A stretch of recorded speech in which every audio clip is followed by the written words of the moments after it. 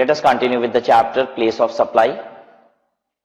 What you have already studied in this chapter is location of supplier of goods, location of supplier of services, then place of supply of goods within India and also outside India, import and export cases. Next that we need to see is place of supply of services. Here also we'll see within India and also outside India. Right, so let us start with place of supply of services within India. आइए, place of supply of services where both the supply and recipient are located within India will be determined in accordance with section 12 of the IGST Act. Supplier and recipient दोनों के दोनों services के अगर India में है तो section 12 of the IGST act इसे govern करेगा. India will be determined in accordance with section 12 of the IGST Act. Point number 1, general provision regarding place of supply will be as follows. Services supplied to a recipient who is registered, it will be location of such person. मैं आपको समझाता हूं जरा. एक term use करने जा रहा हूं, ध्यान से सुनिए. B2B, B2C. B2B का मतलब क्या होता है? Business to business, business to business. And B2C का मतलब होता है business to customer.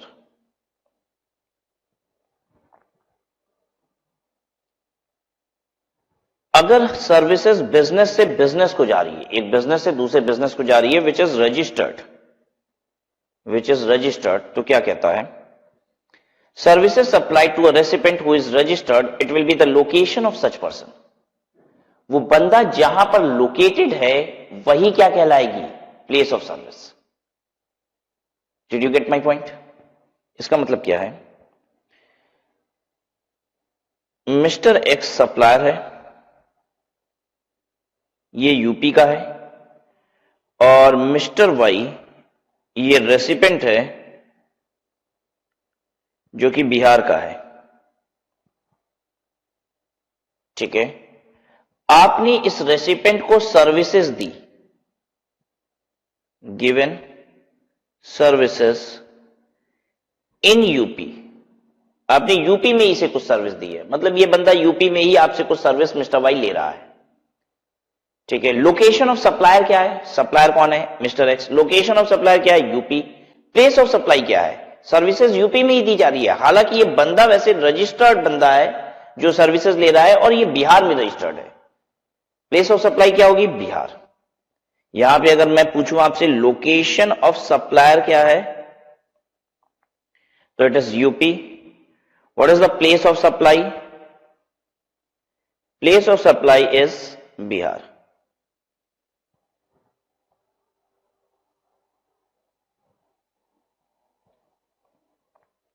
Services supplied to a recipient who is registered. अगर सर्विसेज एक रेसिपेंट को दी जाती है जो कि रजिस्टर्ड है, तो it will be the location of such person. Such person मतलब ये कौन सा पर्सन? रेसिपेंट. रेसिपेंट की जो लोकेशन है वही क्या होगी? जनरल प्रोविजन है, मतलब जनरली यही कानून लगेगा. ठीक है, हालांकि कुछ एक्सेप्शंस हैं, तो नीचे हम लोग पढ़ेंगे स्पेसिफिक बातें. तो जहां पे स्पेसिफिक बात कही गई है वहां तो स्पेसिफिक बात मानी जाएगी. अदरवाइज जनरल बात यह है कि अगर आप एक रजिस्टर्ड बंदे को सर्विसेज देते हो तो जहां पे वो रजिस्टर्ड है, प्लेस ऑफ सप्लाई वो कहलाएगी. अच्छा, अब ये बात कर रहा है B2C, अनरजिस्टर्ड को, कस्टमर को, इनको आप सर्विसेज दे रहे हो. तो services supplied to a recipient who is not registered, it will be the address on record of such person. तो उस बंदे का जो एड्रेस है वही क्या कहलाएगा? Place of supply. Address on record of such person. And where such address is not available, it will be the location of supplier. अगर एड्रेस नहीं अवेलेबल है तो लोकेशन ऑफ सप्लायर. अब जैसे बच्चों ध्यान से समझिए, मैं यहां पे फेस टू फेस क्लासेस ले रहा हूं. ठीक है, मुझसे कोई क्लासेस लेने आता है, कौन है? कस्टमर है. B2C सप्लाई है, रजिस्टर्ड बंदा तो आ नहीं रहा है. बिजनेस को तो मैं कोचिंग क्लासेस दे नहीं रहा हूं. ठीक है, मैं स्टूडेंट्स को कोचिंग क्लासेस दे रहा हूं. B2C सप्लाई है मेरी. प्लेस ऑफ सप्लाई क्या कहलाएगी? Place of supplier Varanasi. मैं वाराणसी से सर्विसेज दे रहा हूं. प्लेस ऑफ सप्लाई क्या है? मैं अभी उनकी बात कर रहा हूं जो मेरी फेस टू फेस क्लासेस लेने के लिए बैठे हैं. ठीक है, प्लेस ऑफ सप्लाई क्या है? It will be the address on record of such person. तो जब आप फॉर्म भरते हो तो जो एड्रेस लिखते हो वो प्लेस ऑफ सप्लाई है, ठीक है। It will be the address on record of such person and where such address is not available. अगर मैंने आपसे कोई फॉर्म नहीं भरा है, बस फी रिसिप्ट कटती है, बस नाम बताओ अपना, ईमेल आईडी बताओ, फोन नंबर बताओ, रिसिप्ट पकड़ो। I do not require your address. आप कहां से आते हो, क्यों आते हो, पैसा दीजिए, पढ़िए। If this is the case, I do not have your address, then what is the place of supply? The place of supply will be the location of supplier. My own place will be the place of supply. Understood everyone? ध्यान दीजिएगा, मैंने ये example लिया है, लेकिन exception में भी ये बात कवर होती है। ये बात एक्चुअली स्पेसिफिक प्रोविजन में जाएगी, तो इसके लिए तो एक अलग सिस्टम है हालांकि, ठीक है। मैं जनरल बात कर रहा था, तो मैं भी स्पेसिफिक को हटा के बात कर रहा हूं। हालांकि कोचिंग क्लासेस के लिए परफॉर्मेंस जहां पे होती है उसके लिए एक अलग बात, स्पेसिफिक बात कही गई है। मैं रिपीट कर देता हूं, जनरल प्रोविजन क्या है कि अगर आप B2B सप्लाई करते हैं तो जहां का बंदा रजिस्टर्ड है, जहां पे बंदा रजिस्टर्ड है वो प्लेस ऑफ सप्लाई है। और अगर वो रजिस्टर्ड नहीं है जिसको आप सर्विसेज दे रहे हैं, तो जो भी उसकी लोकेशन है, जो भी एड्रेस ऑन रिकॉर्ड अवेलेबल है, और अगर कोई भी एड्रेस ऑन रिकॉर्ड अवेलेबल ही नहीं है तो ऐसे केस में location of supplier will only be the place of supply. Now coming to specific provision. Specific provision will prevail over general provision. अगर आप स्पेसिफिक में आते हो तो जनरल की बात को नहीं मानी जाएगी, स्पेसिफिक वाली बात मानी जाएगी। Specific provision regarding place of supply that will apply in priority over the general provision will be as follows. Services directly in relation to immovable property. अगर सर्विसेज इमूवेबल प्रॉपर्टी के रिलेशन में है, will be the location of such property. वो property कहां पे है वो place of supply कहलाएगा। आइए समझिए। मिस्टर एक्स एक आर्किटेक्ट है दिल्ली के, ठीक है। मिस्टर वाई एक बिल्डर है, कहां का, यूपी का। मिस्टर वाई जो बिल्डर है यूपी का, वो एक बिल्डिंग बना रहा है, बिल्डिंग कंस्ट्रक्शन हो रही है। पता है कहां पे वो हो रही है? कंस्ट्रक्शन बिहार में। इस आर्किटेक्ट ने इस यूपी के बिल्डर को आर्किटेक्चरल डिजाइन दी, डिजाइन बना के दिया। सर्विसेज दे रहा है कि नहीं बच्चों? सर्विसेज दे रहा है। What is the place of supply? This Mr. Y builder is registered builder in UP. However, the building is being constructed in Bihar. Place of supply क्या है? Place of supply will be Bihar. Immovable property के case में place of supply क्या होता है? जहां पे immovable property situated है, place of supply will be Bihar. आगे बात समझ में? इंटीरियर डेकोरेशन की सर्विस दी जा रही है, सर्वेयर की, इंजीनियर की सर्विसेज दी जा रही हैं in relation to immovable property. अगर सर्विसेज है तो जहां पे इमूवेबल प्रॉपर्टी सिचुएटेड है वही प्लेस ऑफ सप्लाई कहलाती है। अब जैसे होटल की बात कर लीजिए, ठीक है। होटल भी क्या है? इमूवेबल प्रॉपर्टी की सर्विसेज होटल वाले दे रहे हैं, ठीक है। बताइए, मैं दिल्ली जाता हूं, आई एम फ्रॉम यूपी, मैं दिल्ली जाता हूं और दिल्ली से एक लैपटॉप खरीद लेता हूं और मैं उसे बता देता हूं कि देखो भाई साहब, मैं कहां से आ रहा हूं? वाराणसी यूपी से आ रहा हूं। अपना जीएसटी नंबर उसको पकड़ाता हूं। जब ये बताइए वो कौन सी टैक्स अपने बिल में लगाएगा? सीजीएसटी, एसजीएसटी दिल्ली वाला, या फिर आईजीएसटी लगाएगा? जल्दी बताइए, सीजीएसटी, एसजीएसटी लगाएगा या आईजीएसटी लगाएगा? वो आईजीएसटी लगाएगा, वो आईजीएसटी लगाएगा, ठीक है। ये इंटर स्टेट सप्लाई है। क्यों? क्योंकि मैं लैपटॉप वहां से लूंगा और कहां लेके आ जाऊंगा? वाराणसी। जिस भी गुड्स में, गुड्स के केस में आपने ये पढ़ा था कि जिन भी गुड्स में मूवमेंट इन्वॉल्व होता है, जहां पे मूवमेंट टर्मिनेट होता है, जहां पे मूवमेंट जाके रुकता है, वही प्लेस ऑफ सप्लाई होती है। अगली बात समझिए। अच्छा, अब इमूवेबल प्रॉपर्टी के केस में क्या है? इमूवेबल प्रॉपर्टी के केस में प्लेस ऑफ सप्लाई वो होती है जहां पे इमूवेबल प्रॉपर्टी सिचुएटेड है। अब मैं दिल्ली जाता हूं, होटल में रहता हूं, उसे बताता हूं मैं वाराणसी से आ रहा हूं, मेरा जीएसटी नंबर ले लीजिए। वो होटल वाली बिल में क्या लगाएगा? होटल का रूम रेंट लेगा, वो अपने बिल में क्या लगाएगा? प्लेस ऑफ सप्लाई वाराणसी हो ही नहीं सकता। प्लेस ऑफ सप्लाई, ये होटल एक इमूवेबल प्रॉपर्टी है और इससे रिलेटेड जो सर्विसेज है उसकी प्लेस ऑफ सप्लाई कहां होगी, जहां पे होटल सिचुएटेड है। Now since the hotel is situated where, hotel is situated where, hotel is situated in Delhi and therefore वो क्या लगाएगा, दिल्ली वाला सीजीएसटी और एसजीएसटी। ठीक है, ध्यान से सुनिए। अच्छा, पहले थोड़ा सा कॉन्सेप्ट और क्लियर करते हैं। आपने बेसिक कॉन्सेप्ट की क्लासेस में इनपुट टैक्स क्रेडिट की बात सीखी थी मुझसे थोड़ी सी, कि अगर मेरे आउटपुट पे आईजीएसटी है तो मैं इसमें से इनपुट टैक्स क्रेडिट किन किन चीजों की ले सकता हूं। मैं आईजीएसटी की क्रेडिट ले सकता हूं, सीजीएसटी की भी क्रेडिट ले सकता हूं और एसजीएसटी की भी क्रेडिट ले सकता हूं। आईजीएसटी में से तीनों घट जाएगा। लेकिन अगर मेरे आउटपुट पे सीजीएसटी है तो मुझे पहले सीजीएसटी घटाना होगा और उसके बाद सीजीएसटी के बाद मैं आईजीएसटी घटा सकता हूं, एसजीएसटी नहीं घटेगा। अगर आउटपुट पे एसजीएसटी है तो इसमें से क्या क्या घटेगा, इसमें से पहले एसजीएसटी का इनपुट टैक्स रेट ले लो और फिर आईजीएसटी से ले सकते हो। मतलब एसजीएसटी से सीजीएसटी नहीं घटेगा और सीजीएसटी से एसजीएसटी नहीं घटेगा, हालांकि आईजीएसटी से तीनों घट जाएगा।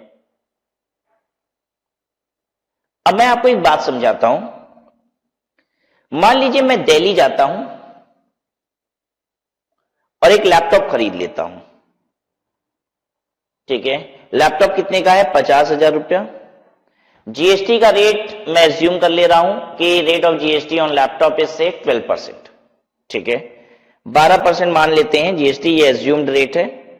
तो वो दिल्ली वाला बंदा इस लैपटॉप पे क्या लगाएगा, मैं यूपी से दिल्ली गया हूं, मैं रजिस्टर्ड हूं, तो मैंने उसे बताया कि मैं वाराणसी यूपी से आ रहा हूं, तो वो बिल पे क्या लगा देगा, आईजीएसटी। आईजीएसटी लगा देगा 12% के रेट से 6,000,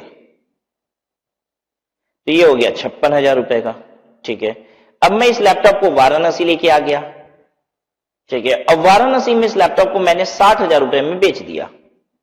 अब मैं इस पे क्या टैक्स लगाऊंगा, मैंने वाराणसी में वाराणसी के ही कस्टमर को बेचा, तो प्लेस ऑफ सप्लाई और प्लेस ऑफ सप्लायर मैं वाराणसी का और प्लेस ऑफ सप्लाई भी वाराणसी, तो क्या लगेगा, सीजीएसटी और एसजीएसटी। तो इस पे लगा सीजीएसटी और इस पे लगा एसजीएसटी। ठीक है, सीजीएसटी 6% और एसजीएसटी 6% हो जाएगा क्योंकि 12% टैक्स रेट हमने एज्यूम किया है।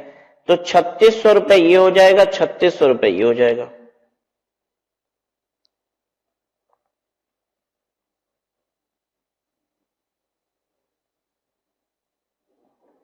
ये हो गया।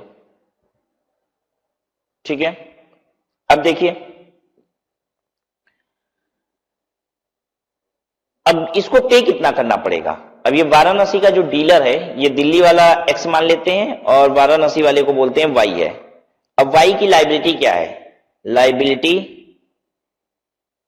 Of GST on Y.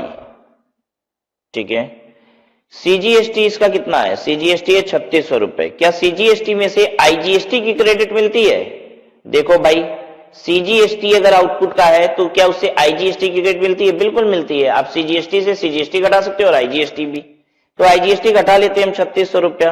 आज भी अभी आईजीएसटी मेरे पास 2400 रुपए बची है, 6000 रुपए की आईजीएसटी की क्रेडिट थी, 3600 मैंने डिडक्ट कर लिया, still I have 2400 in my hand. ये हो गया 0, ये पे ही नहीं करना है। Now coming to SGST. SGST is 3600, 2400 I have. IGST credit remaining with me is only 2400. 2400 घटाया 1200 रुपया, मुझे SGST पे करना होगा कितना, 1200. 1200 दिस इज पेबल। अच्छा, अब एक बात बताऊं, अगर मान लो मैं दिल्ली जाता लैपटॉप लेता और उसे ये नहीं बताता कि मैं वाराणसी का हूं,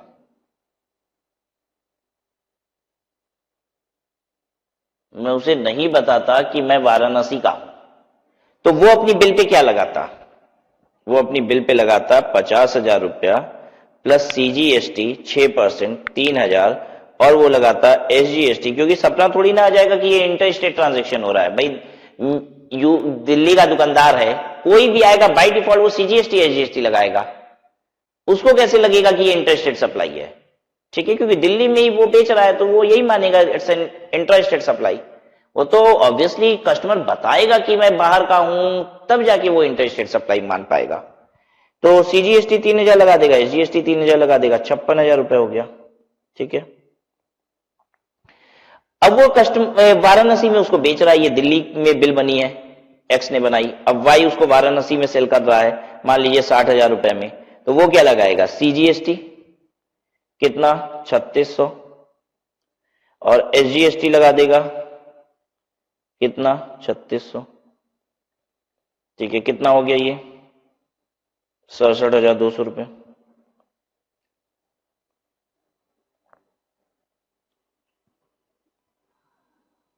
नाउ द क्वेश्चन इज कि क्या इस एसजीएसटी, ये एसजीएसटी पे करना है 3600, क्या मैं इस एसजीएसटी 3000 की इसमें से क्रेडिट ले सकता हूं कि नहीं? एसजीएसटी से एसजीएसटी घटा सकता हूं कि नहीं? आप कहोगे सर बिल्कुल, यहां पे तो आपने बताया ही कि एसजीएसटी से एसजीएसटी घटा सकते हैं। बिल्कुल नहीं बच्चों, ये एसजीएसटी और ये एसजीएसटी अलग अलग है। ये पता है कौन सा एसजीएसटी? इसका नाम बताओ, ये क्या है? ये यूपी जीएसटी है। बोलते ना एसजीएसटी हो, this is specifically UP GST. And what is this? This is Delhi GST. जैसे यूपी का अगर एसजीएसटी है तो that is UP GST, Bihar का अगर एसजीएसटी है that stands for Bihar GST, Delhi का अगर जीएसटी है तो एसजीएसटी है तो दैट इज दिल्ली जीएसटी। और यूपी के जीएसटी में से दिल्ली का जीएसटी नहीं घट सकता। ये यूपी गवर्नमेंट की रेवेन्यू है, ये दिल्ली गवर्नमेंट की रेवेन्यू है, ये दोनों आपस में क्यों एडजस्ट कराएंगे? यूपी गवर्नमेंट क्या मान लेगी, कहेगी दिल्ली में टैक्स पे किया इसका हम तुमको घटाने देंगे? अरे नहीं, क्यों? ये दोनों अलग अलग सरकार की रेवेन्यू है, ये यूपी गवर्नमेंट को जाता है, ये दिल्ली गवर्नमेंट को जाता है, ये दोनों एडजस्ट नहीं होगा। अब आप कहोगे अच्छा सर ये तो बात समझ में आ गई कि 3600 में से 3000 रुपया नहीं घटेगा, यानी यूपी की गवर्नमेंट 3600 रुपया लेगी। तो आप कहोगे सर ये 3600 में से ये 3000 तो लेस हो जाएगा ना, ये तो दोनों सेंट्रल गवर्नमेंट को, ये भी सीजीएसटी सेंट्रल गवर्नमेंट का, ये भी सीजीएसटी सेंट्रल गवर्नमेंट का। तो अब सुन के बड़ा अचरज होगा आपको कि इस सीजीएसटी में से ये सीजीएसटी नहीं घटेगा। ध्यान दीजिएगा, अगर एसजीएसटी डिडक्ट नहीं हो रहा है तो सीजीएसटी भी डिडक्ट नहीं होगा सीजीएसटी से। याद रहेगी ये बात। When SGST is not deductible from SGST, if this SGST is not deductible from this SGST, then of the same bill CGST will not be deductible. अगर एक पर्टिकुलर बिल का SGST डिडक्टेबल नहीं है, उसकी आईटीसी नहीं मिल रही है, ऐसे याद रखेंगे कि अगर कोई पर्टिकुलर बिल है जिसकी SGST की क्रेडिट मुझे नहीं मिल रही है तो CGST की क्रेडिट भी उस पर्टिकुलर बिल की नहीं मिलती है।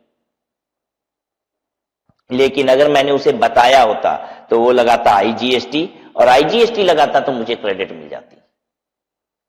यहां क्यों नहीं मिल पाई एसजीएसटी और सीजीएसटी की क्रेडिट? भाई एसजीएसटी अलग अलग है, ये एसजीएसटी एक थोड़ी ना है, ये यूपी जीएसटी है, ये दिल्ली जीएसटी, इसलिए क्रेडिट नहीं मिली। तो भाई सीजीएसटी क्यों नहीं मिली? क्योंकि इसलिए नहीं मिली क्योंकि अगर एसजीएसटी की क्रेडिट एक पर्टिकुलर बिल की नहीं मिलती तो सीजीएसटी भी नहीं मिलती है, इसलिए ये भी नहीं मिला। और अब देखिए क्या होगा, लाइबिलिटी टू पे जीएसटी, लाइबिलिटी टू पे जीएसटी, सीजीएसटी कितना पे करना पड़ेगा बंदे को? 3600 रुपया। एसजीएसटी कितना पे करना पड़ेगा? 3600 रुपया। दोनों का दोनों पेमेंट करना पड़ेगा 3600 3600।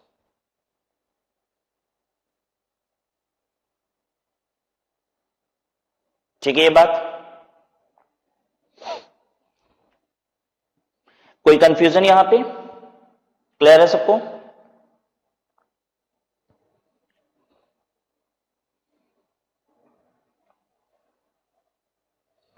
आइए देखिए, services directly in relation to immovable property will be the location of such property. The expression in relation to encompasses a wide range of services that have a proximate nexus with the immovable property. The provision lists these services: architect, interior decorator, surveyor, engineer, and other related experts or estate agents grant of rights to use immovable property, or carrying out or coordination of construction work. Also, the location of the supplier or recipient is irrelevant in such cases. Further, there are other services that have proximity to immovable property that are by way of accommodation. Such property may be a hotel, inn, guest house, homestay, club, composite, including houseboat. तो देखिए कह रहा है कि immovable property वाली services और कौन कौन सी होती है। एकोमोडेशन सर्विसेज हम जो देते हैं जैसे कि होटल में, इन में, गेस्ट हाउस में, home stay, club, campsite, house boat, तो ये लोग जब अपनी बिल बनाते हैं तो सीजीएसटी एसजीएसटी ही लगाते हैं, चाहे आप कहीं से भी आके इनका कस्टमर स्टे कर रहा हो। रीजन बीइंग कि ये इमूवेबल प्रॉपर्टी की सर्विसेज है और यहां पे प्लेस ऑफ सप्लाई क्या माना जाता है, जहां पे ये इमूवेबल प्रॉपर्टी सिचुएटेड होती है। ठीक है, अब जरा देखिए, मैं दिल्ली जा रहा हूं ऑडिट करने के लिए। I am going Delhi for audit work. ध्यान से सुनिएगा, कहां से जा रहा हूं? वाराणसी से। मैंने ऑडिट की फीस चार्ज की 1 लाख रुपया, फीस है 1 लाख रुपया। 18% इस पे जीएसटी होता है, 18% जीएसटी लगाया इस पे 18,000 रुपया, तो बिल बनी 1,18,000 रुपया। अब इस 1,18,000 में से अगर मैंने सर्विसेज के रिस्पेक्ट में कुछ खर्चे किए हैं तो उसकी जीएसटी के क्रेडिट भी मुझे मिलेगी। मैं दिल्ली ऑडिट करने गया था तो एक होटल में स्टे किया था,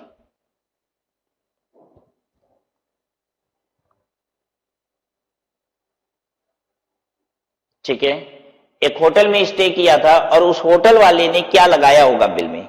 10,000 रुपए होटल का बिल था, ठीक है, और उसने जीएसटी 18% जीएसटी के हिसाब से कितनी जीएसटी लगाई होगी? 9,000 रुपए की सीजीएसटी, 900 रुपए की सीजीएसटी और 900 रुपए का एसजीएसटी मिला के हो गया 11,800 रुपया।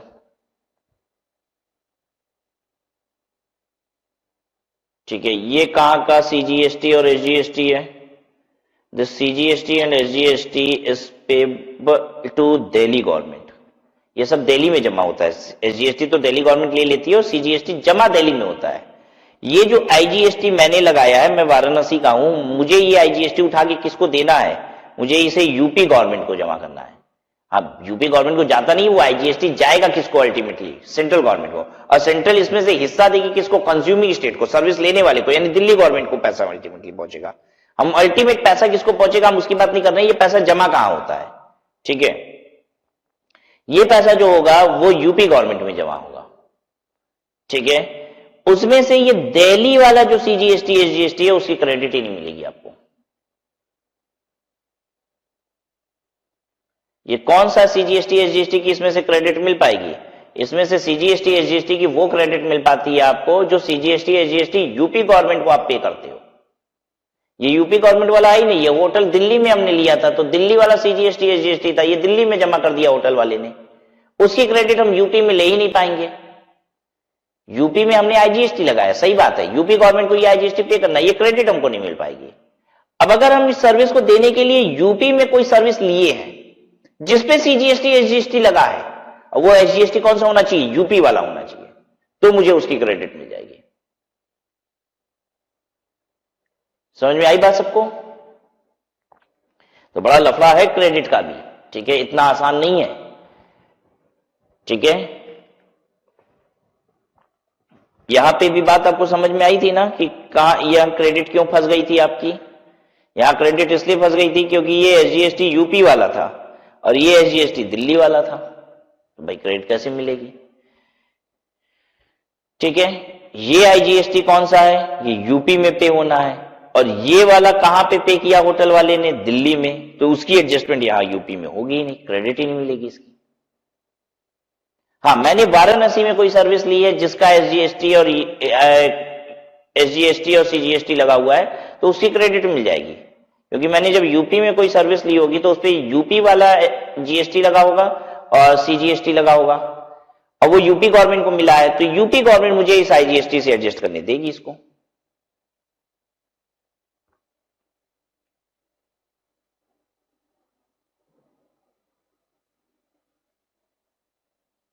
ठीक है, हाँ, आईजीएसटी से आईजीएसटी एडजस्ट हो जाता है, उसमें कोई टेंशन नहीं होती।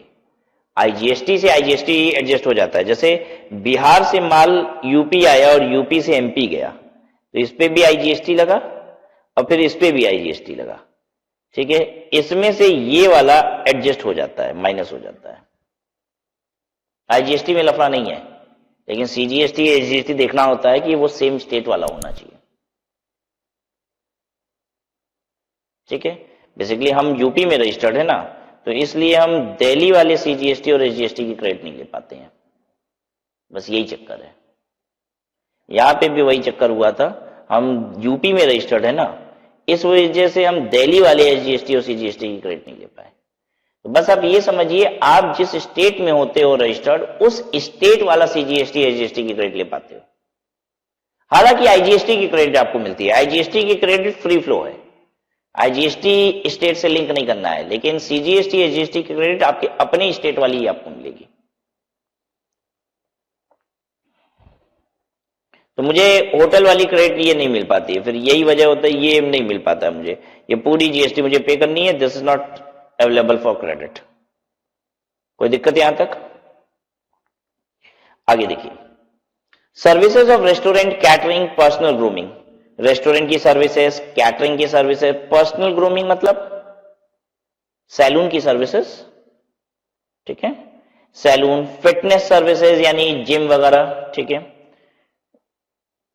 Beauty treatment services, health service including cosmetic and plastic surgery. जानते हैं कॉस्मेटिक सर्जरी और प्लास्टिक सर्जरी क्या होता है? थोड़ा थोड़ा अंतर है। कॉस्मेटिक सर्जरी प्रोसेस एक ही है, काम एक ही होता है, लेकिन कब कॉस्मेटिक सर्जरी कहते हैं, कब प्लास्टिक सर्जरी कहते हैं। जैसे मैं सुंदर तो हूं ही और सुंदर होना चाहता हूं, तो मैं कॉस्मेटिक सर्जरी कराता हूं। प्लास्टिक सर्जरी क्या होती है? कोई बॉडी में एबनॉर्मेलिटी है, नाक टेढ़ा है, कान ठीक नहीं है, ठीक है, कहीं स्क्रैच के बड़े निशान आ गए थे, कोई एक्सीडेंट हुआ और चेहरा बिगड़ गया, ठीक है, जल गए थे, अब उसको सही करना, उस एबनॉर्मेलिटी को हमको वापस से ठीक होना है, तो हम करवाते हैं प्लास्टिक सर्जरी, उसे कहा जाता है प्लास्टिक सर्जरी। कॉस्मेटिक सर्जरी क्या, हम सुंदर हैं, थोड़ा और सुंदर हो जाए, बॉडी और अच्छी शेप में आ जाए, ठीक है, तो हमने थोड़ा सा मॉडिफाई करा है अपनी बॉडी को, ठीक है, that is called cosmetic surgery. दोनों का प्रोसेस एक ही है, डॉक्टर वही काम कर रहा है। अरे जल गया है तो भी वहां के मसल्स को चेंज कर रहा है, स्किन को चेंज कर रहा है, और आप कहते हो कि यहां से हम थोड़े मोटे हैं, थोड़ा सा काट छाट दो हमको, तो वहां भी वही काम कर रहा है डॉक्टर। तो work is same, but when you do something in order to get your beauty enhanced, आप और सुंदर दिखना चाहते हो, तो उसके लिए होता है कॉस्मेटिक। और प्लास्टिक हम वर्ड यूज करते हैं प्लास्टिक सर्जरी, जब मेरे शरीर में कोई खराबी होती है, एबनॉर्मेलिटी होती है, और मैं उसे ठीक कराता हूं। ध्यान दीजिएगा, डॉक्टर वाली किसी भी सर्विस पे जीएसटी नहीं है। डॉक्टर की एकमात्र सर्विस जिस पे जीएसटी लगता है वो यही है, कॉस्मेटिक और प्लास्टिक सर्जरी, क्योंकि बेसिकली इसको ना पर्सनल ग्रूमिंग की तरफ ले जाती है गवर्नमेंट। कहती है ये कोई ऐसी विशेष चीज नहीं है, ये कोई इलाज थोड़ी ना है। अरे जल गए थे तो जल गए थे, सुंदर बनना चाहते हो तो that means it's a kind of salon service, okay. तो यहां पे गवर्नमेंट क्या करती है, जीएसटी लेती है। हालांकि डॉक्टर की दूसरी सर्विसेज पे जीएसटी नहीं है। मैं बीमार पड़ जाता हूं, डॉक्टर मेरा इलाज करता है, there is no GST on it, okay. तो इन सभी पे जीएसटी की सर्विसेज जीएसटी लगता है। प्लेस ऑफ सप्लाई क्या होगा, जरा देख लीजिए, will be the location where services are actually performed. जहां पे ये परफॉर्म होगा वही सर्विसेज है।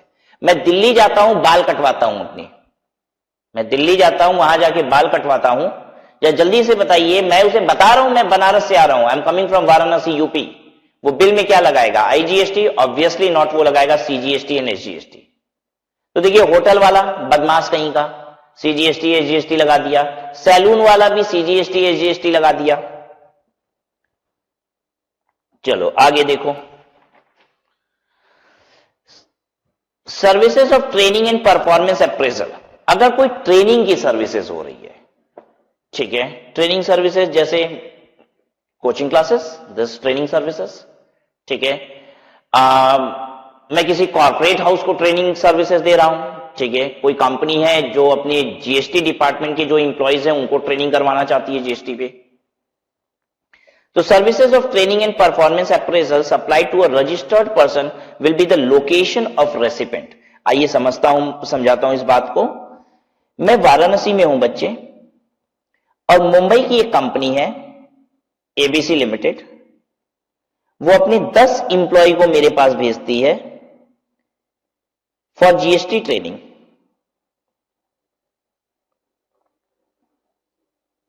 वो 10 एम्प्लॉय क्लास कहां पे ले रहे हैं? मेरे पास वाराणसी में ट्रेनिंग कर रहे हैं। ये 20 दिन की उनकी एक ट्रेनिंग प्रोग्राम है, जिसके लिए मैं कंपनी से 5 लाख रुपए चार्ज कर रहा हूं। Right, I am charging 5 lakh rupees from the company for training 10 employees for GST for 20 days। अब ये 5 लाख रुपए पे जीएसटी कौन सा लगना है? प्लेस ऑफ सप्लाई क्या है? क्योंकि मैं तो सर्विसेज वाराणसी में ही दे रहा हूं। प्लेस ऑफ सप्लाई क्या है? देखिए क्या कहता है, अगर आप ट्रेनिंग और परफॉर्मेंस की सर्विसेज दे रहे हैं, किसको? एक रजिस्टर्ड बंदे को दे रहे हैं। ये एबीसी लिमिटेड एक रजिस्टर्ड कंपनी है। रजिस्टर्ड का मतलब यहां पे रजिस्टर्ड अंडर जीएसटी, ठीक है, रजिस्टर्ड है for GST. Now if I am providing services to ABC limited, the location will be the location of the recipient. यानी इस सर्विसेज में जो जीएसटी की ट्रेनिंग वाराणसी में चलेगी 20 दिन की, उसकी प्लेस ऑफ सप्लाई मुंबई है, क्योंकि मुंबई की जीएसटी रजिस्टर्ड कंपनी को मैं ये सर्विसेज दे रहा हूं। When the recipient is not registered, अगर रेसिपेंट रजिस्टर्ड नहीं है, the place of supply will be the location where services are actually performed। तो कह रहा है कि अगर रेसिपेंट रजिस्टर्ड नहीं है तो प्लेस ऑफ सप्लाई क्या होगा? Location where services are actually perform, जहां पे सर्विसेज परफॉर्म हो रही है। क्या बोला मैंने? जहां पे सर्विसेज परफॉर्म हो रही है। यानी अगर सामने वाला रजिस्टर्ड नहीं है तो मैं वाराणसी में दे रहा था ना सर्विस, तो Varanasi is place of supply. अच्छा, अब रेसिपेंट का मतलब क्या होता है, ये बात भूल मत जाना। कहीं आपके दिमाग में ये बात ना आ जाए कि रेसिपेंट ऑफ सर्विस तो ये 10 एम्प्लॉई है। नहीं बच्चों, रेसिपेंट वो होता है जो कंसिडरेशन पे करता है। बेसिक कॉन्सेप्ट्स की क्लासेस को भूलिएगा नहीं, इंट्रोडक्शन टू जीएसटी, जिसमें आपने डेफिनेशन पढ़ा था और मैंने आपको एक एग्जांपल लेके बताया था कि बच्चों क्लास आप कर रहे हो लेकिन आपके पिताजी पैसा दे रहे हैं, तो रेसिपेंट ऑफ सर्विस कौन है? तो मैंने अब बोला था आपको, आप नहीं है, आपके पिताजी हैं। याद आ रही है बात सबको? तो रेसिपेंट कौन होता है ये बात भूलिएगा नहीं। भले ये 10 एम्प्लॉय क्या ले रहे हैं, ट्रेनिंग ले रहे हैं, लेकिन रेसिपेंट कौन है? One who is making the payment and the payment is being made by ABC limited. The recipient here being the payer of the consideration is not to be misconstituted to be trainee or person appraised। Recipient कौन है यहां? Pair of the consideration, जो पे करता है consideration. और इसलिए आप मिसकंस्ट्रू मत कर लीजिएगा, गलत मत सोच लीजिएगा कि ट्रेनी जो यहां पे 10 एम्प्लॉय आए हैं वो रेसिपेंट है। तो याद दिला रहा है बस आपको ये बात। Next, services of admission to a venue will be the location of the venue. अगर आप किसी वेन्यू में सर्विसेज, कोई एक वेन्यू है जो सर्विसेज क्या दे रहा है? एंट्री वाली, एडमिशन टू द वेन्यू की सर्विस दे रहा है। जैसे जू वाले क्या करते हैं, क्या दे रहे हैं आपको? जू में अंदर आने की सर्विस। सर्कस वाले क्या दे रहे हैं आपको? सर्कस में अंदर आने की सर्विस। पार्क वाले क्या दे रहे हैं? पार्क में अंदर आने की सर्विस, और उसका टिकट लेते हैं, टिकट चार्ज। ठीक है, अब वो अपनी टिकट पे क्या लगाएंगे? प्लेस ऑफ सप्लाई क्या कहलाएगी? आप अगर बनारस से जा रहे हो दिल्ली के एक जू में, तो दिल्ली वाला सीजीएसटी एसजीएसटी लगा देगा दिल्ली का, या आईजीएसटी लगाएगा? तो ये बात डिपेंड करती है कि प्लेस ऑफ सप्लाई क्या कही जाएगी। तो सुनिए, प्लेस ऑफ सप्लाई क्या कही जाएगी? The event that is organized may be cultural, artistic, sporting, scientific, education, entertainment, amusement park, including ancillary services। कहीं पे स्पोर्ट्स हो रहा है, क्रिकेट मैच के ग्राउंड में आप एंट्री ले रहे हो, ठीक है, कोई आर्टिस्टिक परफॉर्मेंस चल रही है, कोई कल्चरल प्रोग्राम चल रहा है, कोई डांस शो चल रहा है, कोई सॉन्ग शो चल रहा है, कहीं पे भी एडमिशन की सर्विसेज अगर दी जा रही हैं, तो services here refer to are here only admission and not for organizing the event. ये एडमिशन वाली सर्विस की बात हो रही है एट द वेन्यू। तो services of admission to a venue will be what? Location of the venue. जैसे दिल्ली के जू में एंट्री अगर दी जा रही है, तो ये जो सर्विसेज का प्लेस है वो क्या कहलाएगा? दिल्ली ही कहलाएगा। दिल्ली में कोई शो हो रहा है, उसकी एंट्री फी ली जा रही है, कोई भी शो, मान लीजिए डांस हो रहा है दिल्ली में, उसकी एंट्री फी ली जा रही है, तो उस पर क्या लगेगा? CGST SGST. Place of supply will always be Delhi. ठीक है, आप वाराणसी से जाके भी शो देख रहे हैं तो भी वो सीजीएसटी एसजीएसटी ही लगाएंगे।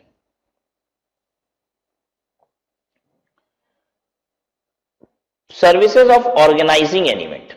अब ऑर्गेनाइजिंग एन इवेंट क्या चीज है, इस बात को समझिए। Including ancillary services supplied to a registered person will be the location of the recipient.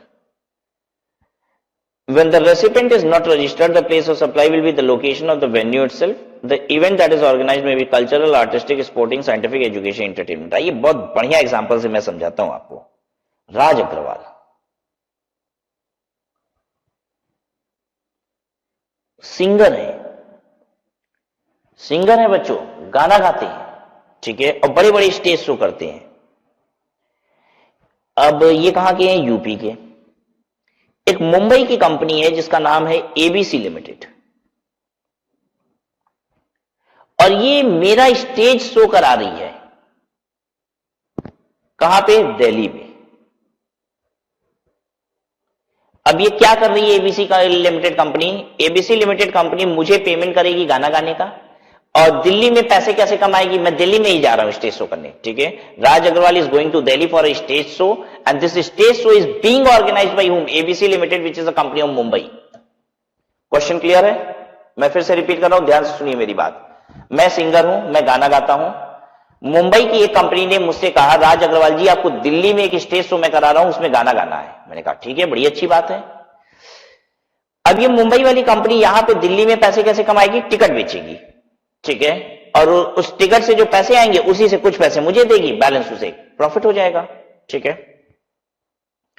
मैं सर्विस किसको दे रहा हूं? ये सिंगर ये सर्विस दे रहा है मुंबई वाली एबीसी लिमिटेड को, ठीक है। और ये एबीसी लिमिटेड सर्विस किसको दे रहा है? ये इवेंट ऑर्गेनाइजिंग सर्विस, मैं उसको गाना गाने की सर्विस दे रहा हूं, मैं उसे परफॉर्मेंस सर्विस दे रहा हूं, देखिए, ठीक है। और ये मुंबई की एबीसी लिमिटेड ये क्या करेगी? कस्टमर्स को ऑर्गेनाइजिंग इवेंट की सर्विस दे रहा है।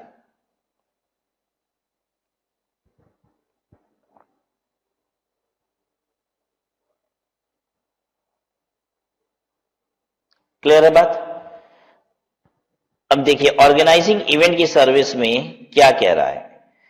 Services of organising an event including ancillary services applied to a registered person will be the location of the recipient. अगर कहीं भी सर्विसेज दी जा रही है, कहीं भी सर्विसेज दी जा रही है शो ऑर्गेनाइजिंग वगैरह की, इवेंट ऑर्गेनाइज करने की, तो रेसिपेंट का जो प्लेस होगा वही क्या होगा? आपका place of supply. When the recipient is not registered, the place of supply will be the location of venue itself. देखिए अब ये स्टेज शो कर रहा है, तो किसी रजिस्टर्ड कंपनी के लिए अगर ये भी कर रहा है, फर्दर ये किसी रजिस्टर्ड कंपनी के लिए, तो जहां की कंपनी रजिस्टर्ड है वो, और नहीं तो जहां पे शो हो रहा है, तो प्लेस ऑफ सप्लाई क्या कहलाएगा? दिल्ली।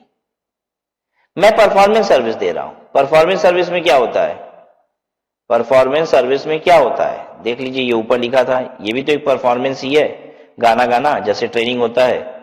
तो जहां पे रेसिपेंट लोकेटेड है रजिस्टर्ड के केस में, तो मुंबई वाली कंपनी के लिए मैं कर रहा हूं, मैं भले गाना गाऊंगा दिल्ली में, मेरी प्लेस ऑफ सप्लाई क्या है? इनकी प्लेस ऑफ सप्लाई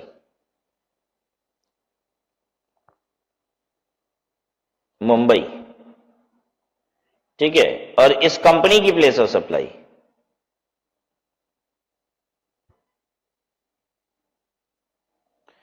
भाई, हम मान रहे हैं कि ये शो किसी पर्टिकुलर और कंपनी के लिए नहीं किया गया, कोई भी आके टिकट ले सकता है अनरजिस्टर्ड बंदा, तो ऐसे केस में मतलब ये कस्टमर्स के लिए है, ये फ्रीली अवेलेबल है, कोई भी आई और स्टेज शो को ऑर्गेनाइज कर शो में भाग ले, ठीक है, एंट्री टिकट की पेमेंट करने के बाद। It's not for any specific company, then in that case the place of supply is Delhi.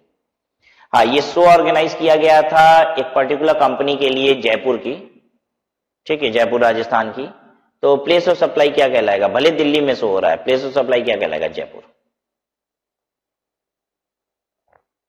ठीक है।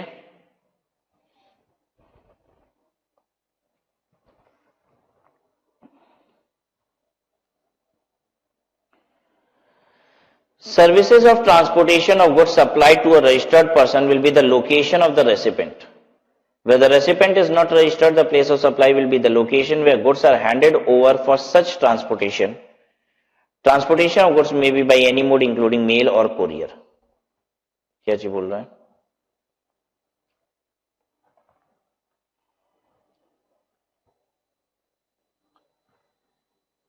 सेलर मुंबई का है, बायर वाराणसी का है, ट्रक में माल जा रहा है, ठीक है। अगर बायर रजिस्टर्ड है, इफ रजिस्टर्ड, तो क्या कह रहा है, प्लेस ऑफ सप्लाई जो है ये हो जाएगा Varanasi UP. If not registered, if buyer not registered, तो प्लेस ऑफ सप्लाई हो जाएगा मुंबई महाराष्ट्र। ठीक है। इफ बोथ नॉट रजिस्टर्ड, अगर दोनों ही रजिस्टर्ड नहीं है, तो वैसे तो मैं आपको बता दूं अगर दोनों रजिस्टर्ड नहीं है तो ट्रांसपोर्टेशन ही नहीं हो पाएगा, क्योंकि ट्रांसपोर्टेशन की जो सर्विस है ना वो रिवर्स चार्ज में फॉल करती है सेक्शन 9(3) में। इसमें रेसिपेंट को देना ही ये मैंडेटरी है, रेसिपेंट को ही जीएसटी की लायबिलिटी डिस्चार्ज करनी है, तो डिस्चार्ज करनी है तो निश्चित है कोई ना कोई तो रजिस्टर्ड होना ही चाहिए। लेकिन मार्केट में ये परेशानी हो रही थी कि देने वाला लेने वाला दोनों छोटे व्यापारी हैं, तो क्या अब उसका माल ही नहीं जाएगा? तो for the time being government ने एग्जेम्प्ट करा रखा है, अगर दोनों रजिस्टर्ड नहीं है तो नो जीएसटी, जीएसटी लगेगा ही नहीं, हटाओ। फिर से मैं रिपीट कर देता हूं, अगर दोनों ही रजिस्टर्ड नहीं है तो जीएसटी लगता ही नहीं है। वो फिलहाल के लिए गवर्नमेंट ने एग्जेम्पशन किया हुआ है, क्योंकि बहुत बड़ी परेशानी आ गई थी जीएसटी आने के बाद कि सेक्शन 9(3) में ट्रांसपोर्ट सर्विसेज को डाल दिया गया। ठीक है, और उसमें यह कह दिया गया है कि रेसिपेंट जो होगा वो जीएसटी पे करेगा। अब रेसिपेंट अगर रजिस्टर्ड होगा तब ना जीएसटी को पे कर पाएगा, अनरजिस्टर्ड तो जीएसटी को पे कर नहीं पाएगा। लेकिन दोनों ही छोटे व्यापारी निकल रहे थे, देने वाला माल लेने वाला माल, अब क्या किया जाए? अब दोनों अनरजिस्टर्ड हैं, जीएसटी की लायबिलिटी तो दोनों ही पे नहीं करेंगे, और सेक्शन 9(3) में है ट्रांसपोर्टर तो वैसे ही पे नहीं करेगा। तो अब क्या करें? क्या माल ही नहीं जाएगा? तो दिक्कत आने लग गई, ट्रांसपोर्टर माल ही नहीं उठाता था, कहता था जीएसटी की लायबिलिटी आपको डिस्चार्ज करनी होगी, वो कहता था मैं रजिस्टर्ड नहीं हूं, बाहर कहता था मैं रजिस्टर्ड नहीं हूं, तो माल ही नहीं डिलीवर होता था। तो गवर्नमेंट ने उस डिफिकल्टी को हटाने के लिए फिलहाल ये कह दिया है कि बोथ नॉट रजिस्टर्ड, दोनों ही रजिस्टर्ड नहीं है, तो ऐसे में कोई जीएसटी की लायबिलिटी नहीं है। तो अब ऐसे याद रखिए, वैसे तो डिस्चार्ज करनी है किसको लायबिलिटी? जीएसटी की। कौन जीएसटी को रिवर्स चार्ज के तहत पे करेगा? One who is buying the goods, but in case he is unregistered then seller, and if both are unregistered then there is no GST at all on transportation service.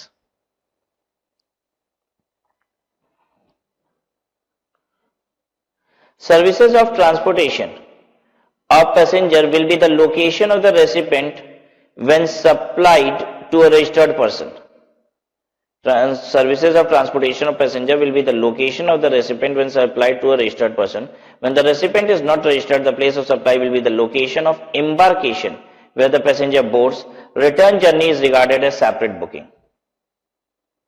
अच्छा, ध्यान दीजिएगा, अगर services transportation of passenger की है तो location of the recipient, services of transportation of passenger will be the location of the recipient when supplied to a registered person. अगर registered person को transportation की सर्विस दी जा रही है तो जहां पे वो रजिस्टर्ड है वो प्लेस ऑफ सप्लाई है। ठीक है। When recipient is not registered, the place of supply will be location of the embarkation. Location of embarkation का मतलब where the passenger boards. Return journey is regarded as a separate booking. क्या मतलब है? मैं flight ticket book करा रहा हूं, ठीक है, मैं रजिस्टर्ड हूं। फ्लाइट टिकट कहां से कहां की बुक हो रही है? पुणे टू बैंगलोर, पुणे टू बैंगलोर की टिकट बुक हो रही है। कौन करा रहा है? रजिस्टर्ड बंदा करा रहा है, जो कि वाराणसी यूपी का है। प्लेस ऑफ सप्लाई क्या होगी? Place of supply UP. अच्छा, अगर अनरजिस्टर्ड है तब, अगर अनरजिस्टर्ड है, अब पुणे टू दिल्ली बैंगलोर की टिकट बन रही है, तो प्लेस ऑफ सप्लाई पता है क्या हो जाएगा? प्लेस ऑफ सप्लाई हो जाएगा the location of embarkation. Embarkation का मतलब होता है जब आप फ्लाइट में चढ़ रहे हो, जहां से, कहां से चढ़ रहे हैं? पुणे में, तो प्लेस ऑफ सप्लाई पुणे है। अच्छा, अब एक वहां से फिर वापसी की टिकट बनवा दिए, बैंगलोर टू पुणे वापस आए, एक साथ ही मान लो हम टिकट बनाए, Pune to Bangalore and Bangalore to Pune back, तो ऐसे केस में क्या होगा?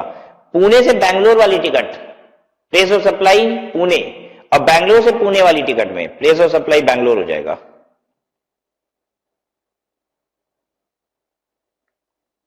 कोई दिक्कत तो नहीं ना हो रही है? सबको समझ में आ रही है बात? ट्रांसपोर्टेशन सर्विस के केस में जहां पे आप चढ़ते हो वही प्लेस ऑफ सप्लाई होता है, लेकिन अगर आप रजिस्टर्ड हो तो जहां के आप हो वो प्लेस ऑफ सप्लाई है। जैसे मैं रजिस्टर्ड था, वह वाराणसी का हूं, तो place of supply Varanasi UP ही है।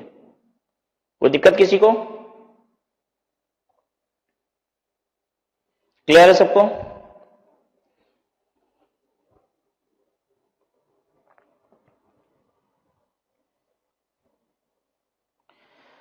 Services supplied on board a conveyance will be first scheduled point of departure.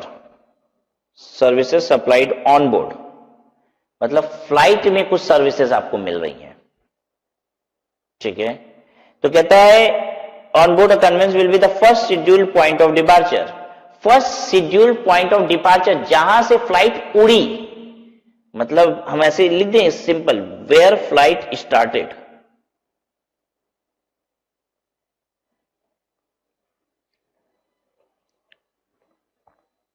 ये जो हवाई जहाज है, ठीक है, ये मुंबई से शुरू हुई फ्लाइट, ठीक है। आप यहां पे वाराणसी में बैठे और आपको दिल्ली उतरना है। फ्लाइट मुंबई से शुरू हुई है, दिल्ली तक जाएगी। वाराणसी में भी एक बार लैंड की थी, फिर यहां से दिल्ली जा रही है, ठीक है ना।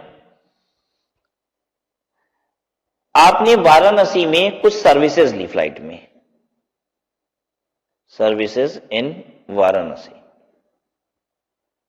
ठीक है। प्लेस ऑफ सप्लाई क्या होगी इसकी?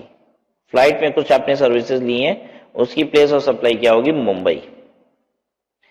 आप भूले तो नहीं हो, लास्ट क्लास में आपको हमने पढ़ाया था कि आपने फ्लाइट में चिप्स खरीदा, कोल्ड ड्रिंक खरीदा, वो पढ़ाया था। आपने कोई वॉलेट खरीदा था, पर्स खरीदा था, तो वहां पे मैंने क्या बताया था? मैंने कहा था place of supply of goods क्या होता है? जहां पे उस सामान को फ्लाइट में चढ़ाया गया था, जहां से फ्लाइट उड़ी थी नहीं, जहां पे फ्लाइट में वो सामान चढ़ाया गया था। लेकिन अगर सर्विसेज की बात करें तो जहां से फ्लाइट उड़ी है वो प्लेस ऑफ सप्लाई है।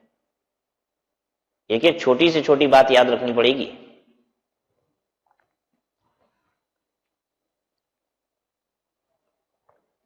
Now telecommunication service. Telecommunication service are provided in various forms and the place of supply will depend on the mode of providing the services. Where the services involve an inside device installed to enable the service, the place of supply will be the location of such device. The place of supply will be the location where such device is installed. ये किसकी बात कर रहा है? जहां पे installation required है, वो लैंडलाइन फोन की बात कर रहा है। कह रहा है टेलीकम्युनिकेशन सर्विस आप ले रहे हो जहां पे डिवाइस को इंस्टॉल करना है, तो कह रहा है कि प्लेस ऑफ सप्लाई उसकी क्या होगी? The location where such device is installed. जहां पे इंस्टॉलेशन होगा, अगर मैं लैंडलाइन कनेक्शन लेता हूं तो बीएसएनएल वाले से लैंडलाइन कनेक्शन लिया है, तो बीएसएनएल वाले जहां पे फोन लगाएंगे वो प्लेस ऑफ सप्लाई है, ठीक है। Where the services involve portable device, ठीक है। The place of supply will be the billing address if the same is on postpaid basis. ये पता है किसकी बात कर रहा है? पोस्टपेड सिम की बात कर रहा है। कह रहा है पोस्टपेड सिम अगर आप ले रहे हो तो प्लेस ऑफ सप्लाई क्या होगी? Billing address, billing address. और लैंडलाइन के केस में location where such device is installed.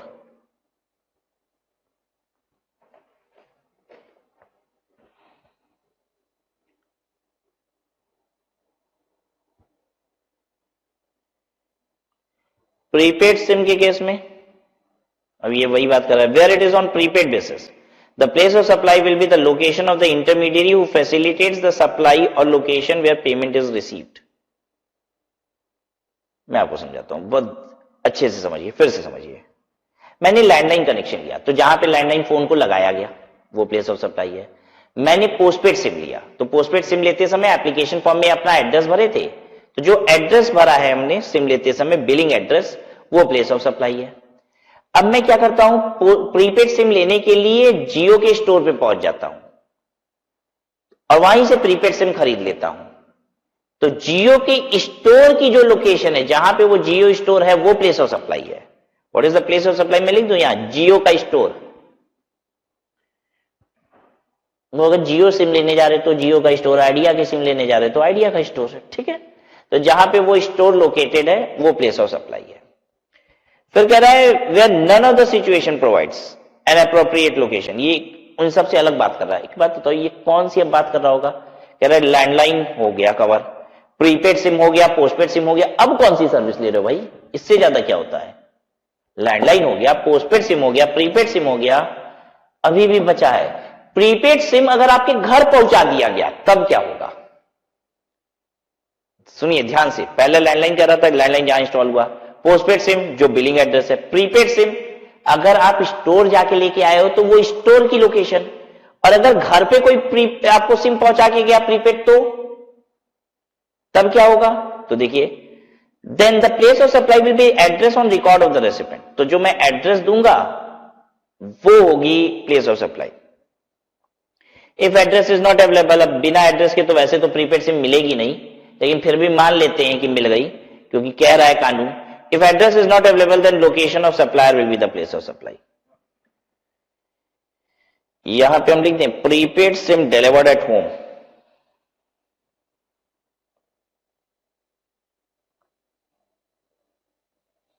घर पे प्रीपेड सिम आ रही है तो जो एड्रेस ऑन रिकॉर्ड है रेसिपिएंट का, मतलब मेरे घर का पता, वो हो जाएगा प्लेस ऑफ सप्लाई। और अगर मेरे घर का पता नहीं पता है, मेरे घर का पता नहीं पता है, तो ऐसे में जो मुझे वो सिम पकड़ा रहा है उसकी लोकेशन, ठीक है, मतलब वो जिस स्टोर से लेके आया था सिम वही प्लेस ऑफ सप्लाई हो जाएगी। भाई स्टोर पे जाके ले लिया सिम तो स्टोर की लोकेशन, वो मेरे घर आके दे दिया सिम तो मेरा घर हो गया प्लेस ऑफ सप्लाई। लेकिन अगर मेरे घर का पता ही नहीं है, कोई मेरे घर का कोई पता ही नहीं, अरे बिल्कुल पॉसिबल है, आप ऐसे सोचिए ना, मेरा घर ही नहीं है अपना, सड़क पे ही रहते हैं तो सिम नहीं खरीद सकते हैं। I do not have an address, really मेरे पास कोई एड्रेस ही नहीं है। तो अगर मेरे पास एड्रेस नहीं है, ठीक है, तो ऐसे में जिस स्टोर से वो सिम लेके आया है उस स्टोर की जो लोकेशन होगी वो प्लेस ऑफ सप्लाई है। Clear? Next, banking and financial services. Banking and financial services, ध्यान दीजिएगा मैं बात कर रहा हूं बैंकिंग एंड फाइनेंशियल सर्विसेज की, मैं ये नहीं कह रहा हूं बैंक जो सर्विस देती है। बैंकिंग एंड फाइनेंशियल सर्विसेज चाहे आप बैंक से ले रहे हो चाहे किसी से भी ले रहे हो, whether you are taking from a bank or otherwise, it doesn't matter, the service that you are taking is banking and financial services. Okay, banking and financial services including stock broking services will be the location of the address on record of the recipient, will be the location of the address on record of the recipient, and if address is not available then the location of the supplier will be place of supply, and if address is not available then location of supplier will be the place of supply. The services referred in this provision are not services by a banking or financial institution, but services of banking and financial institution. कह रहा है यहां पे मैं जो services की बात कर रहा हूं वो ये सर्विस की बात नहीं कर रहा हूं बाय ए बैंकिंग और फाइनेंशियल इंस्टीट्यूशन। हम लोग किसकी बात कर रहे हैं? Services of banking and financial services. As such the service is to be examined and not the service provider. तो यहां पे आपको ध्यान फोकस सर्विस पे देना है, ना कि सर्विस प्रोवाइडर पे फोकस करना है, ठीक है। और यहां पे प्लेस ऑफ सप्लाई क्या होगी? Address on record of the recipient. और अगर एड्रेस अवेलेबल नहीं है तो location of supplier he services की प्लेस ऑफ सप्लाई हो जाएगी। तो बैंकिंग फाइनेंशियल सर्विसेज में जो लोकेशन ऑफ रेसिपिएंट है वो प्लेस ऑफ सप्लाई होती है, और अगर उसकी एड्रेस अवेलेबल नहीं है तो सप्लायर की प्लेस ही प्लेस ऑफ सप्लाई है। Next, insurance services. Insurance services supplied to a registered person. Insurance services supplied to a registered person will be the location of the recipient. When the recipient is not registered, the place of supply will be address on record of the recipient. Insurance services supplied to a registered person will be the location of the recipient. Recipient की location होगी, और recipient अगर registered नहीं है तो address on record of the recipient.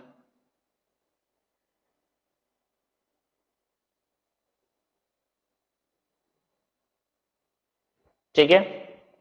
अच्छा, यहां पे क्यों ऐसा नहीं बोल रहा है कि अगर एड्रेस अवेलेबल ही नहीं है तो क्या होगा? तो सर्विस प्रोवाइडर की प्लेस ही प्लेस ऑफ सप्लाई हो जाएगी? वो इसलिए नहीं होगी क्योंकि इंश्योरेंस अगर कोई कराए तो एड्रेस होगा ही होगा, ठीक है।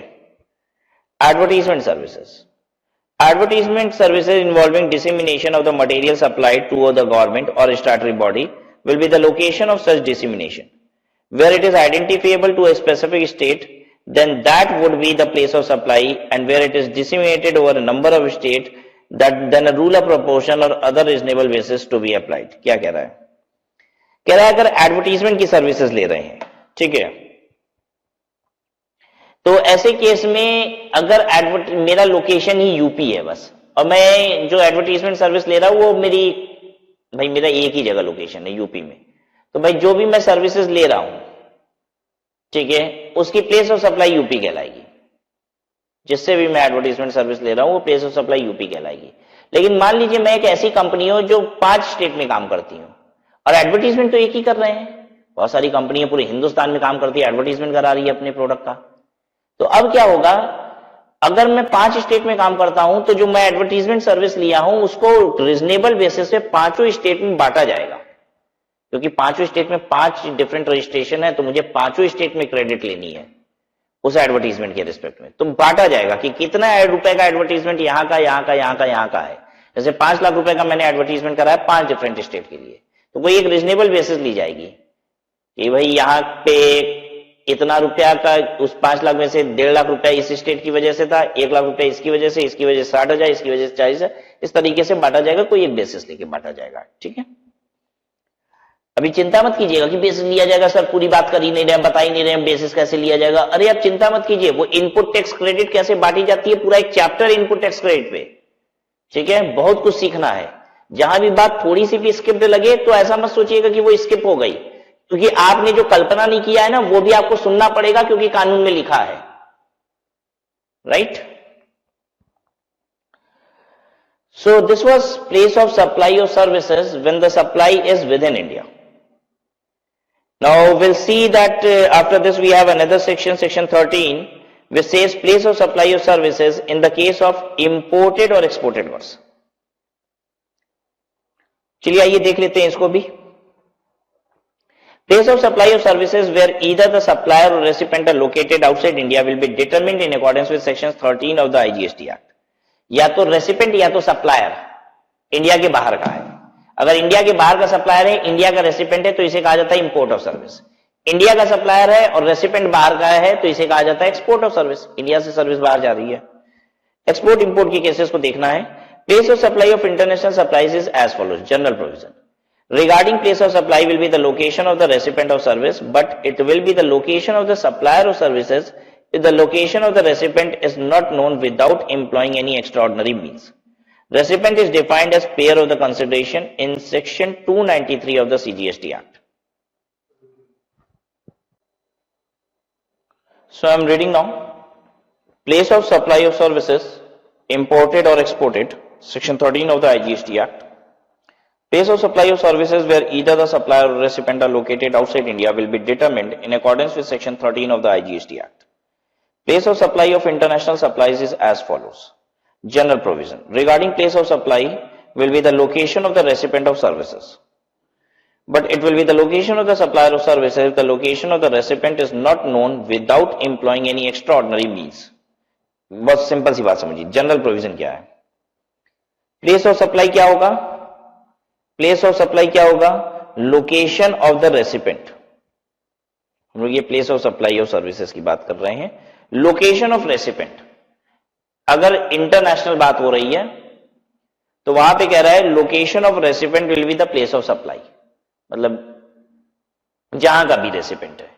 लेकिन अगर रेसिपेंट के लोकेशन पता नहीं है, जो सर्विस ले रहा है उसकी लोकेशन ही नहीं पता है। अब ये कैसे हो गया कि लोकेशन ही नहीं पता है? मैं बता रहा हूं। मैं जो सर्विसेज देता हूं वो ऑनलाइन सर्विस है, ठीक है। कोई एक ऑनलाइन सर्विस है जिसके लिए आपको क्या करना है? ईमेल आईडी, फोन नंबर और नाम डालना है, लॉगिन करना है, ठीक है। पेमेंट कीजिए, सर्विसेज ले लीजिए। आपको अपना पता बताने की जरूरत ही नहीं है। तो कह रहा है कि जब पता, एड्रेस पता ही नहीं है, तो ऐसे केस में क्या होगा? जो मैं सर्विसेज दे रहा हूं उसका प्लेस ऑफ सप्लाई क्या माना जाएगा? मैं दुबई में बैठ के सर्विसेज दे रहा हूं, ठीक है। एक ऑनलाइन सर्विस है, तो कोई अमेरिका से आके पेमेंट करके सर्विसेज ले लेता है, कोई इंडिया से आके पेमेंट करके सर्विसेज ले लेता है, एड्रेस तो मैं डलवाता ही नहीं हूं। तो place of supply of service क्या है ऐसे केस में? कहता है लोकेशन ऑफ सप्लायर दुबई। जैसे ऑनलाइन एजुकेशन, ध्यान दीजिएगा, आप बच्चे जो ऑनलाइन एजुकेशन करते हैं वो बेसिकली ऑनलाइन एजुकेशन है ही नहीं, वो ऑफलाइन एजुकेशन है। ठीक है, आपको लेक्चर्स पेनड्राइव में मिलते हैं, ठीक है, इंक्रिप्टेड लेक्चर्स होते हैं, वो इंटरनेट वगैरह की मदद से आप सॉफ्टवेयर वगैरह को इंस्टॉल कर लेते हैं and you do not require internet after that, right. हालांकि आज की तारीख में हम ऑनलाइन भी आपको मौका दे रहे हैं पढ़ने का, onlinelearn.org से, जहां पे आप ऑनलाइन पेमेंट करते हैं and immediately you start your studies. ठीक है, अच्छा, वहां से आप अपने फेसबुक से भी लॉग इन कर सकते हैं। ठीक है, अब पता है आपने अपने फेसबुक पे एड्रेस डाला ही नहीं है, तो आपने अपनी फेसबुक से लॉग इन किया, ऑनलाइन पेमेंट की, पढ़ना शुरू कर दिए, मुझे पता ही नहीं चल रहा आप कहां के हो, क्योंकि मैंने आपसे सारी डिटेल ली ही नहीं है, आपके एड्रेस वगैरह लिए ही नहीं है। अब प्लेस ऑफ सप्लाई क्या है? अब मैं वाराणसी से ये ऑनलाइन सर्विस दे रहा हूं, तो place of supply Varanasi UP ही मानी जाएगी। पॉसिबल है कि बच्चा दुबई से ऑनलाइन पेमेंट करके पढ़ना शुरू कर दिया। अब इधर देखिए क्या कहता है, but it will be the location of supplier of services, the location of recipient is not known without employing any extraordinary means.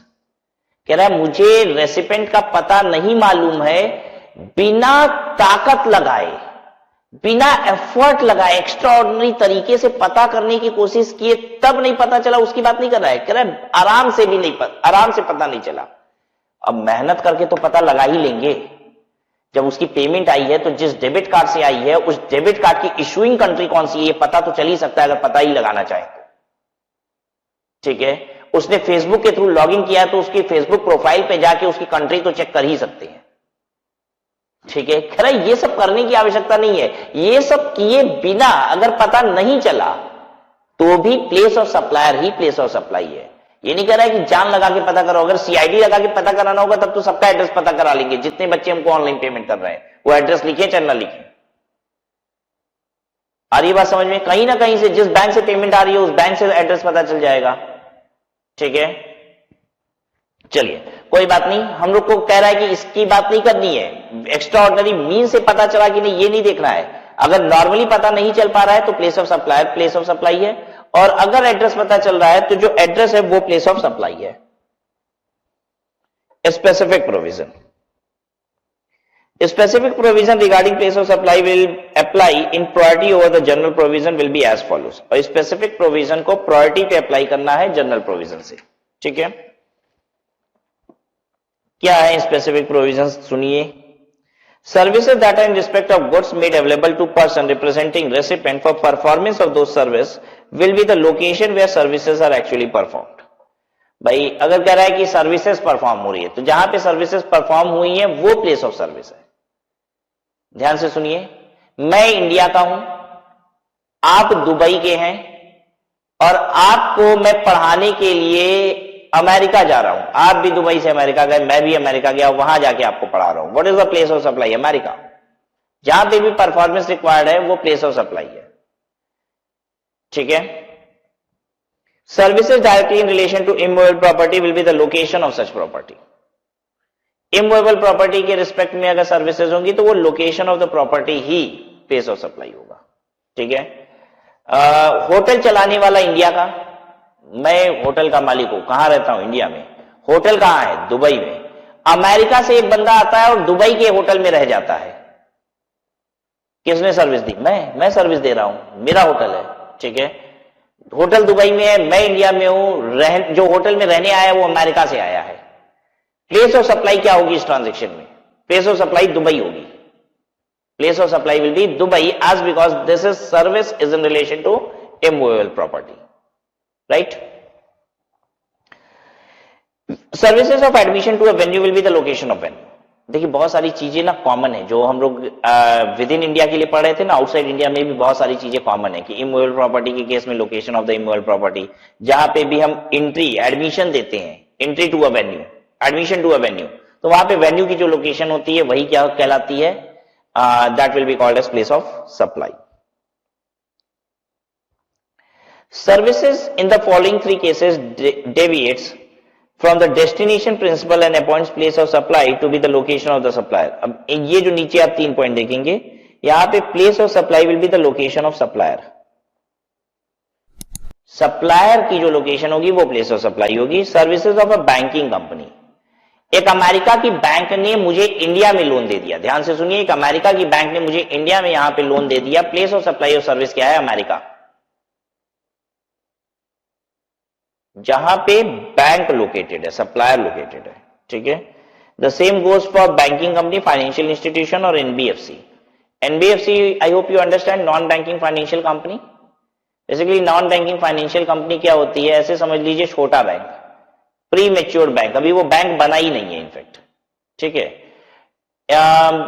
जैसे आप अगर गवर्नमेंट को कहते हो ना कि मुझे फाइनेंशियल इंस्टीट्यूशन बैंक शुरू करना है, तो बैंक दो काम करती है. एक तो पैसा लेती है मार्केट से और दूसरा पैसा देती भी है, लोन भी देती है, डिपॉजिट्स भी लेती है. तो गवर्नमेंट पहले कहती है कि आप पैसा दो, लो मत, डिपॉजिट्स नहीं ले सकते हो. हाँ, लोन देना चाहो तो दे सकते हो. पहले देखें तो तुम्हारी मार्केट में क्या गुडविल बन रही है, लोन देके फिर डिपॉजिट्स की बात करना. ठीक है. तो एनबीएफसी वो होती है जो लोन्स देती हैं, डिपॉजिट्स नहीं ले पाती हैं. फिर एक फेज आता है जब गवर्नमेंट कहती है अच्छा 50 करोड़ रुपए का लोन बांट दियो, तो चलो एक काम करो 5 करोड़ रुपए का डिपॉजिट भी ले सकते हो, भागोगे नहीं, रिस्क नहीं है तुम्हारे साथ. ठीक है. तो वो होती है NBFC. Intermediary services defined in section 213 provide for a board set of activities. It is important to examine whether the role of an intermediary is limited in any manner to marketing, proliferation of information to potential customers, pre-sale submitting quotation and post-sale assisting in delivery, installation and after-sale support.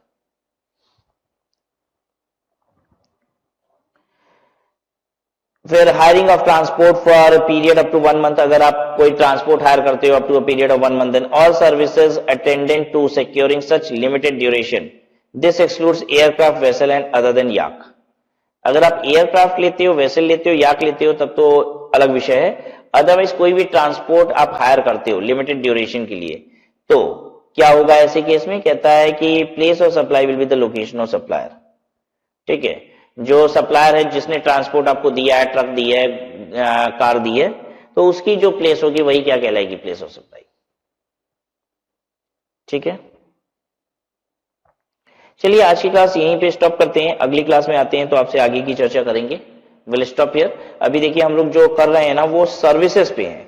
Place of supply of services in case of import and export. ठीक है. इस chapter का in fact ये last topic है. इसके बाद हम लोग कुछ एमसीक्यूज वगैरह करेंगे, कुछ क्वेश्चंस देखेंगे and will just wind up this chapter. तो चलिए नेक्स्ट क्लास में मिलते हैं आपसे और आगे की बात करते हैं इस चैप्टर की.